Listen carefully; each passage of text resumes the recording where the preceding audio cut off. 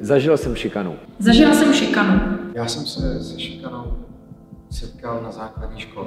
Do dneska si pamatuju, jak jsem zařídil to, aby si jednoho kluka, kterýho jsem neměl rád, celá třída vymazala z fotky. Představa, že by to někdo udělal mně, je naprosto děsivá a vím, jak by mě to jakoby hrozně moc trápilo.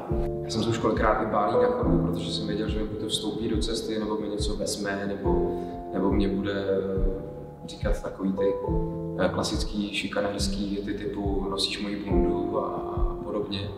Dneska, kdybych potkal toho kluka, kterýho jsem vymazal z té fotky, tak bych se mu rád za to omluvil. Já jsem nikdy šikanovaná nebyla, jsem si to myslela. Do doby, než jsem si uvědomila, že existuje taky kyberšikana. Do doby, než jsem si uvědomila, že se mi to týká. Jestli by se něco skutečně mělo změnit, tak je to zájem těch druhých lidí. Je to, ať už to jsou spolužáci, kteří můžou na ten problém upozornit, nebo to jsou učitelé. Vždycky důležité mít možnost to komukoliv říct, nebo zkrátka s tím být s tou pravdou hned najevo.